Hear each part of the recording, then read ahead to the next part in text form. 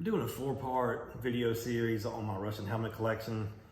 As you can see, I've been collecting for more than 20 years these helmets. I've got some other ones too I can make a later video on, but this is my collection of Russian only helmets. And I've got about 30 of them here. The reason I'm collecting Russian helmets is because they're very difficult to find.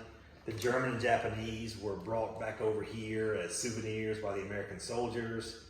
The British and the Americans kept their helmets. You know, Italians are not very popular. But the Russians, there were some captured by the Germans, but they didn't really make it out of Germany. And the ones that stayed in Russia were often used as whatever the Russians wanted to use it as after. A pot, a dog bowl, just left it outside. They never thought there'd be any value to them. So I've just found that they're very difficult to find in original wartime form, and sometimes even in post-war form, depending on what you're looking at. So it's just been a challenge, and so I've just accepted that challenge and tried to collect these over the last 20 years. So let me start with a couple things. My 4-video series, first of all, is going to start with these pre-war helmets. So it's going to be this Imperial Russian helmet, and then the Russian-made helmet, and then the M26 and a couple pre-war SSH-36s. The second video is going to be on the SSH-39s, that's these two, and then these 6 back here. And then the SSH-40s, the wartime SSH-40s will be next. That'll be this one, and then those in the 3rd row. And then I'm also going to talk about this little Leningrad Siege helmet. And the 4th video will be these post-war Russian helmets at the back. These are all SSH-40s.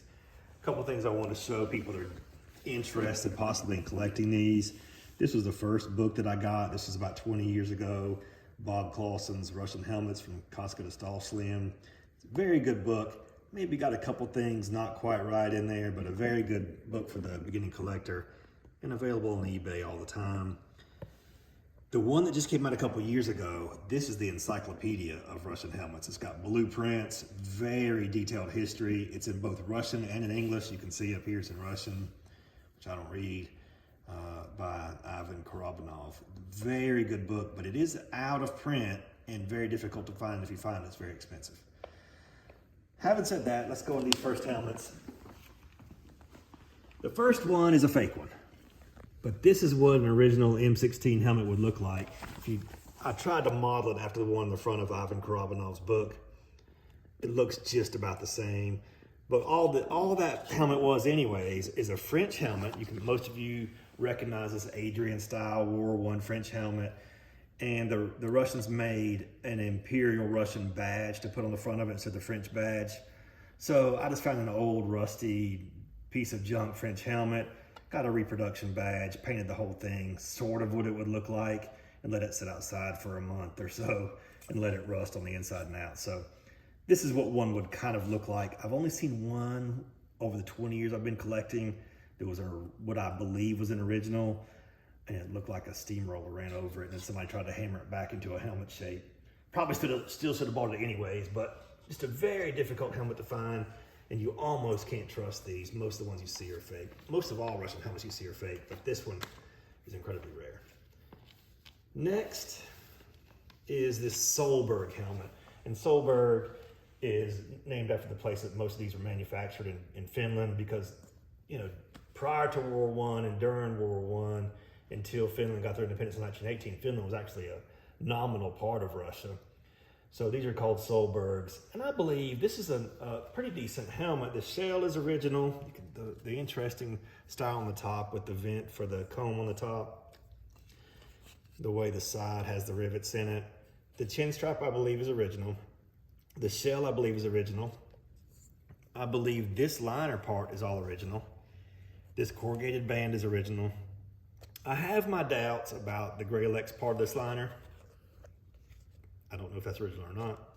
And I have serious doubts about the kind of shininess of this exterior, and that red star is a little too perfect to be actual pre-war. It doesn't look like it's 100 years old. It looks a lot more recent than that.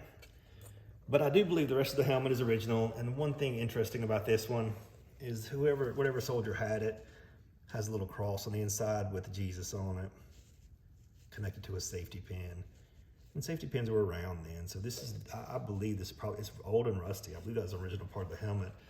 Maybe he had to join the Communist Party, but kept his little Christian cross on the inside anyways. Next is the M26 Big Star helmet. For obvious reasons, it's called the Big Star.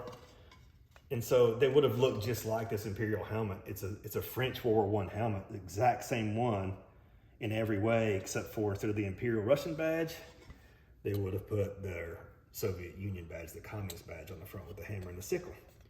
This one, I believe, is a 100% original helmet. You can see the original French line on the inside, original French chin strap. This is also a hard helmet to find in original condition. Okay, let's move over to the first real Soviet design. The Russian design was the Solberg, but this is the first real Soviet design. This is the SSH-36, and SSH means Stahlhelm, which means steel hat in Russian. This one was also called the Schwarz helmet after the guy that designed it. His last name was Schwarz. And the original color of this one would have been a dark green. It still comes through a little bit on the front. It was repainted a dark gray, but on the front, some of the green comes through, and the original star on the front with the hammer and the sickle can still be seen. It might have just been painted over and then re-exposed. Maybe that's why the green paint is there. This is an original chin strap. They had these slide buckles on them. There's a few variations of this, but this was in 1938. In 1938, this is the correct chin strap with the little loop on it. Inside, for this model, you would have seen this circular cloth liner with the Gralex band around it and the corrugated metal around the outside of the whole thing. This is correct for this one. And they started having manufacturer stamps on this one. It's a little bit hard to make out, but this says POCT, which is roast in Russian, 4, which is size 4. And then below that is a 3/8 and looks like an R, but it's a G in Russian. So 3/8G, so that means 1938. So size 4, 1938. Size 4 for these was the biggest size they made. It's about a 62 centimeters, so it's for a huge head. The later models, the SSH-39s only made up to size 3, but they still had 62 centimeters. Next to this is called a blockade helmet. So the Russians took these SSH-36s into the Finnish Winter War. And when they went there, it was so cold in the Finnish Winter War that they would rip out the liners of these helmets and wear a Ushanka underneath the steel shell. So after the war, when these helmets were refurbished, you can see this helmet originally had the same rivet on the side as this helmet. This is still the original one as it was made from the factory. But this one was refurbished. It has the old rivet, but then the new liner was attached with this top rivet. And the chin strap is different. It had almost a heavy, almost kind of canvas material on there instead of the original cloth. So this is what the post-war helmets look like. I mean, not the post-war. This is the refurbished ones made during World War II. And so you can see where the liner was put back in it. And the liner quality is not as good as the original. You can see down here that this one is a size 3. There's the number 3, and underneath that is a 38. And you'll have a corresponding stamp in the shell itself. I don't know how well that comes out on the video, but the metal stamp is a 3, and then the size is a 3. Those two should match. The first number of this indentation in the metal should match with that size on the ink stamp. Those should both be the same. So that's it for the first set of helmets. Thanks for watching.